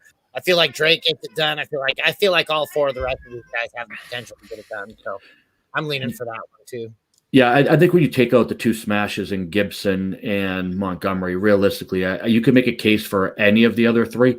Gaskin, the concern is workload coming back from injury. Mostert, the concern is workload because of a stacked backfield. Drake, the concern is he's just not good at football and he's playing the Rams. So I think it's hard to pick, other than if you leave out Gibson and Montgomery, you've made a mistake, is my only tout here. Yeah, fair enough. Rico Hit says, what's up? Start 2: Melvin Gordon, Mostert, James White, Cam Akers. First 2. I will say Mostert here. Yep. Yeah, Mostert and Gordon. I think White, I think this is a big Damian Harris game, to be quite honest. And Akers we already covered. You just never know who's going to get the ball in that offense. Yep, I agree. Lazo 111s. Booker or Gurley? I think he did this on purpose just so I have to pick Booker. Yeah, this one I think is Booker pretty easily. I just Todd Gurley's a shell of himself. I just have a hard time quitting Gurley. I don't know why. Huh, so you're going to argue Booker on the other one, and now you're going to go Gurley? You're killing me, Chris. Well, yeah, but it wasn't Booker or Gurley on the other one. Who was it? It was Booker or Cam Akers. Yeah. That's true. Yeah, I just think New Orleans is a tough defense, but again, these guys are back-to-back for me in rankings. So I would say Gurley over Cam Akers, too, for what it's worth. That makes sense, though. JJ, once again, pick 2: Boyd, Higgins, Shepard, Lamb, Myers.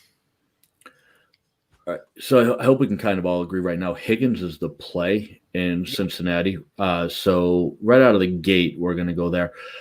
I'm actually going to go Sterling Shepard, believe it or not. It's not sexy. Lamb is far sexier at this point, but Sterling Shepard has been solid as hell against the Seahawks. I mean, why do you have him on your team if you're not playing him this week would be my straight up argument there. Yeah, I like Higgins. I actually lean Shepard here. It's very close between him and Jacoby Myers, though. I feel like Jacoby Myers is getting a good target peppering. I think that's going to continue today. But yeah, I'm good with Shepard here too. I think he's going to see a lot of volume. Colt McCoy kind of scares me a little bit though. Yeah, that's my biggest thing against Shepard. I'm going to go with Higgins, and I really want to see CD on primetime. I want to have him in that game. So I would say, again, when we talk about that floor ceiling, CeeDee Lamb is by far the highest ceiling of this group just because he's an absolute stud of an athlete. So if you need big points, I would agree with Lamb. So take a look at your opponent there. Crazy Canuck 2017 says pick 2 in half PPR, Mostert, Drake, and Gallman. First two, we talked about the Wayne Gallman is the epitome of touchdown dependent. I just don't know the opportunity. Thank you. Oh my God. I wish you'd been on the show earlier today when when it was just Mike and Justin talking just gushing over Wayne Gallman. So here's the thing about Wayne Gallman. There's two things going against him this week. Number one is you always have to worry about the keep from Daniel Jones, which will freeze the linebackers, which is going to open up holes for him, right? You don't have to worry about that with Colt McCoy. Number two, he was running back 3, leaning on those double-digit touchdowns. The fact is the ground game is now worse. The offense is now worse. Gallman has become a sit and see for me for a while now. And the Seahawks defense has been playing well. Exactly. The only way you beat the Seahawks with the running back is throwing it to him. That is not Wayne Gallman's game. You do not run up the middle on the Seattle Seahawks. Plain and simple. They're like the Jets. Exactly. Yeah, exactly. I challenged someone earlier to pick a guy that would make me say Gallman over him, and I'm still not doing it. I'm taking those two. Yeah, definitely not these two. Steve Spack says, "What up, peeps? How's it going, man?" Fantasy Fanatic 7, Drake or Booker, PPR, and then Deontay Johnson or Cooper Kupp. That's a better question. I'm taking Drake over Booker. Mm-hmm. And Deontay Johnson or Cooper Kupp. I love both guys. I hate second half Cooper Kupp. He disappears at times. So I'm going to go Drake and Deontay Johnson on this one. Yeah, I think Deontay Johnson with double-digit targets the last 4 weeks against Washington and Cooper Kupp against the Cardinals. I mean, in a division game, I do think the Cardinals-Rams game will be the highest scoring game of the season, or it could be the lowest. I'm leaning towards it's going to be the highest. That's a coin flip for me. Dirty, are you in on this one? You want to say Deontay Johnson or Cooper Kupp? I would lean Deontay Johnson. Yeah, I'm back. Deontay Johnson just gets that volume. Like Cooper Kupp, he like Mike said perfectly. He has a lot of good disappearing acts. He's like the Houdini of that team. I like the Deontay Johnson just seems to always be involved no matter what the script is, no matter what's happening on that offense. So, yep, give me Deontay Johnson here. Yep. So 2 for Deontay, and then I am coin flip, either one. Lazo says Claypool or T. Higgins. T. Higgins. Yeah, not even close. Ooh. T. Higgins, I don't know how you can stop, or how you can sit him, man. He looked good again. I mean, this guy keeps looking good no matter who the quarterback is. Claypool has looked good every single week. This is true too, but I mean, I think Deontay Johnson has more of a day than Claypool. I'm leaning towards Claypool personally. DAJ, Titans, Browns, or Cowboys DST? Well, you can drop the Cowboys DST. Yeah, don't ever play them. Yeah. Ever. Drop them and pick up a handcuff at this point. And the Titans, to be honest. I mean, gosh, those are some bad defenses. Well, would you play the Titans against the Browns or the Browns against the Titans? I'd rather play the Titans. I would rather play the Browns, and the reason why I say that is both running games should go off this week. I think Chubb and Henry might be the top 2 running backs in football this week. I just think that Baker gets it done more than Tanny. He's been struggling. He's been putting up, 150 yards in a lot of these games. I don't love both. Actually, the only caveat, do we have a report on Myles Garrett? Is Garrett back? I have not seen one. Okay, if we can find out, let's put it this way, because I can see both.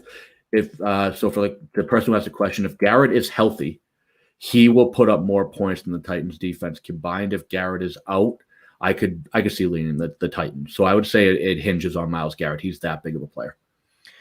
Myles Garrett one day ago, thrilled to be back. He's here to do the job he was doing before. Yeah, so Myles Garrett's a wrecking crew. He's going to get you those sacks. I'm going to go Browns. It is that close, though. I just wish you had a fourth option on the waivers. These are bad choices. Yep, I lean Titans. Mike, what do you think? Yeah, I think I actually lean the Browns here too. Just with, like Mike was saying, Myles Garrett coming back, he is a one-man wrecking crew for that team. You could see his absence last week was missed. Give me the Browns. Minnie Jordan says PPR, Goddard, Ferkser, or Rudolph. You have to play Goddard. I mean, he's been on fire. Goddard is head and shoulders above this group here. He is one of those kind of can't sit tight ends right now. I'm in the same boat. Yep, I actually agree. I do like Ferkser a lot this week, but I like Goddard better. Mm-hmm. Boz 906, full PPR, Gaskin or Booker? Gaskin. Yep, Gaskin's for me too. Why do it seems like everybody who's put this in here? Why do people keep typing Gaskins? I don't know. Gaskin. It's in like every single one. Oh, we just got one that's Gaskin. I just saw it. It popped up. We're good soon. It's getting fixed. I think that's just like a personal like pet peeve whenever I see people misspell player names. It's like you have them on your team, you see their name multiple times a week, and maybe it's just me. The biggest one I think was Stephon Diggs, spelling it with a PH. And it's like you have him on your roster. How do you not know it's an F? And I know, Mike, you had an issue with that. Yes, all the time, man. It's I can't handle it. I'm like as grammar Nazi as they get at the end of the day, man. I'm like, hey, you didn't punctuate that properly. But Gaskins, I at least understand for some reason. I don't know what it is. Hard to keep up with this guy. Lazo says, how do you guys feel about Amari Cooper this week? I mean, same way I feel every week. Amari Cooper is boom or bust.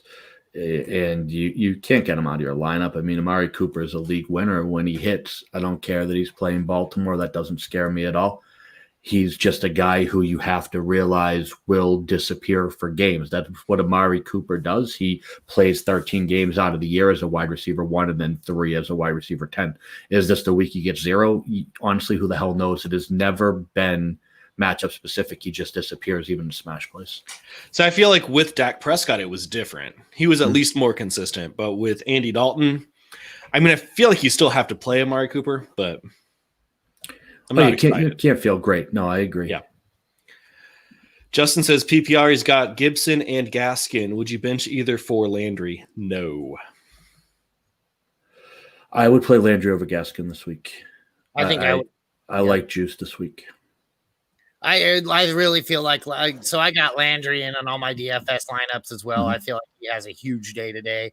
No OBJ has been really good for Landry. No, what do you have? 14 targets last week? No, only one game, but Landry also is finally healthy, I think. But I think he had 14 targets last week, caught 11 for 146, if I'm not mistaken. I don't have it in front of me. He's had good every time they've played outside of these 9 million mile an hour wing games and things like that where nobody has a good game. But yeah, no, I just like his opportunity. He had 11 targets, 8 for 143. Before that, we talked about this earlier. He'd only scored 10 points in PPR twice on the season before last week. No, I fully agree. It's a risk, but I think Gaskin you have coming off of injury. I'm honestly just not sure. The thing that scares me about Gaskin is he coming back because he's healthy, or is he coming back because Ahmed hurt his shoulder and they're bringing him back because it's a must-win game for them? I'm just not sure that Gaskin is the guy who gets dinged and comes out of the game. That's my big fear. Not to mention Tua's back. I'd feel better if it was Fitzpatrick kind of opening up the offense a little more. I like but don't love Gaskin. That's why I'm going Landry. And it looks like we have one last question here. Let's go ahead and wrap this one up. Crazy Connect says pick one in standard. Mike Williams, T. Higgins, Michael Pittman, or Benny Snell. T. Higgins. Yep. It's close for Pittman for me, though, too. But I'm going T. Higgins here, especially standard. And I'm going to go with I'm leaning Mike Williams in a standard at home. Big play. I like it. I'm not against that call. I think that's a decent call too. I'm just kind of against Benny Snell out of these guys. I like all the other calls. As long as we're not playing Benny Snell, everybody's happy here. Dolphins have a pretty good defense. They really do. They do. They've been solid as hell. And I mean, Mike Williams is a guy who could get loose at any given time. I like I said, I don't hate any of the 3 wide receivers. I just wouldn't play Snell. Yep, I agree. All right, and it looks like that's all we have, guys. Now, do you guys want to go over a couple of these Thrive prop bets that we have going on right now? Sure. We've got, let's say, Ryan Tannehill. They have him going, what's the over and under on him? 240.5 total passing yards. Under. I mean, Tannehill's not been a high volume guy. I think this is a Derrick Henry game. Chris, what do you think? What has he done so far this season? You said 240.5. He's hit that mark, 1, 2, in the past 5 games, 3 times. Yep. I'm going to say under. I agree with the under. No, 4 times, but still under. Right. Yeah, and 3 of them were first half of the season too. 3 of them. Yeah, for sure. Yeah, I mean, he had a good start, but ever since then, he's pretty bad as far as that goes. And then my well, it's more. I mean, we can blame AJ Brown for that. The kid drops 6 passes a game. It's been killing me. Right. Same. Now the other one is Justin Jefferson, total 85.5 receiving yards. You didn't have to say a number. I was going to say over. Like legitimately, you could have said 270. And I think I'm taking the over with Jefferson. Yep, definitely give me the over there. That kid's a rocket ship. Excellent. Matty Ice, not Matty Ice, Matty Stafford, 20.5 total completions, over or under? Over on volume alone. I don't love it, but I just think that he's going to see volume. So I think they'll end up catching passes. I don't think they'll be overly great, but volume alone. Yeah, I think 20 completions is very reasonable for Matthew Stafford. Mm-hmm. He's hit that every week, right? 24, 20, 22. I guess he had 3 weeks with under 20. I think this is an overplay on the Bears defense is why you're seeing this number so low. Right. Total completions, though, not passes, mind you. Yeah. Total completions. Yeah. I'm saying over. Yeah, I think he's like 20 for 42 or something. I just think they'll be down in this game like they are a lot of games. I agree. Devontae Parker, over or under that he scores a touchdown. Man, I wish this was Fitz. I'm still going to say yes, he scores a touchdown. It's still the Bengals, but I wish it was Fitz. If it was Fitz, I would have taken the over on 2 touchdowns. Oh, wow. Yeah, I'm taking the over. I think Devontae Parker scores. Excellent. And then rounding us out, we've got Austin Eckler over the 55.5 over yards. Over, whatever you say, over. Austin Eckler's a goddamn beast, and he is going to go off. 55.5 what? I'll let you finish. Total rushing yards. Total rushing yards. I'm going to take the over. Yeah, so the thing about the Patriots is they don't give up big plays, but they give up a lot of yards per carry because they are playing mostly a dime defense with people standing up. You can get 4 yards a pop on them very easily because of the way they structure their D. Might not score a touchdown, but he'll get yards. What about Nick Chubb, over and under 87.5 total rushing yards? 120 for Nick Chubb this week. Yep, over. Allen Robinson, over under 5.5 total receptions. Way over. Excellent. That's what I was leaning to too. Let's see here. Kenyon Drake, over or under 76.5 total rushing and receiving yards. Over. Close. Over, but just barely. Over, but just barely. I like this. It. Like I said, I think this game's going to be crazy high scoring. I just worry that Murray can't keep it up with the shoulder. That's the only thing that scares me. The way he's playing soft like that, I don't know if they're going to have. This might be one of those weird games you expect to smash, and it's not. He practiced in full, though, right? Oh, he did. They've kind of admitted he's going to be dinged with the shoulder for the rest of the year. I mean, he played against the Patriots with it, and you saw what happened. Yeah. We got Aaron Jones, over and under that he scores a touchdown, either rushing or receiving. Oh, hell yeah. Yeah, I think you can bank on Aaron Jones getting into the end zone. I agree. And then same thing with Travis Kelce. Yeah, touchdown. Oh yeah. I think Travis Kelce gets a touchdown on the first drive. Hey, I what about- probably would have taken the over on 2 touchdowns there. Yeah, I didn't even know what you were going to say. You just said Kelce, and my head went over. Broncos, over. Yeah, massive game. Todd Gurley over under half a touchdown or on the ground. I just don't trust him. Yeah, I like Todd Gurley every week, but I think the receivers will have a better time in Atlanta than Todd Gurley. I agree with that. And then our final ice pick of the day, DK Metcalf, over or under 5.5 total receptions? Over, yeah. Over. Excellent. I feel like they set the lines pretty low this week.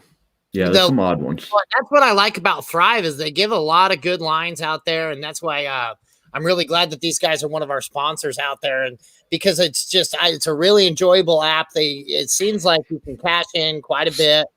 Seems fairly easy to get through because you only got to do the 10 picks plus 2 ice picks. I really enjoy it. And with that, we got a couple of questions, guys, and then we'll wrap this up. We got King Ritzy. Jamal Williams worth picking up to having the taxi. He's a free agent on the Packers in 2021. I mean, I say yes. I feel like, yeah, definitely worth having on a taxi, although it's crazy you can put in taxi mid-season. Yeah, this is his 4th season. There should be no reason why your taxi even allows 4th-year players. Right. But yes, he's worth having on any roster in Dynasty, but I'm not sure you'll be able to put him in taxi unless it's just some crazy league where you can put any player in the taxi squad. Yeah, I mean, he's a great stash, and I'm not actually worried about him being a free agent on the Packers in 2021. I'm looking at Aaron Jones leaving, and I think him and A.J. Dillon carry the load, in which case Jamal Williams is a smash play. I love Jamal Williams as a stash. And then he says worth a third then. Yeah, we talked about this earlier. I think Jamal Williams is worth a 3rd-round pick. I would rather have the 3rd-round pick. I would buy for a third, sell for a second. To be quite honest, this is a deep draft, so I think you're going to get some value there, but I'd be holding for a third and selling if I could get a second. Yep, I agree with and that. I think Mike will wrap it up with this last question here, right? Yep, he needs a ragtag team. He believes, and I think when you need a ragtag team, you need them dirty players. You're talking to the right guy, buddy. He believes he needs touchdowns to win. We're picking 3 out of Crowder, Pittman, Lazard, the Mooney, the Carry-On, the Ayuk, Stack, Hilton. He's leaning Pittman, Lazard, and Ayuk. I am leading Crowder, Pittman, and I mean, if we're talking touchdown upside, I'm going to lean Mooney. Or I'm sorry, Ayuk. Sorry. Yeah, I was gonna say touchdown upside. You're leaning Mooney. I think you got it right. Pittman, Lazard, and Ayuk.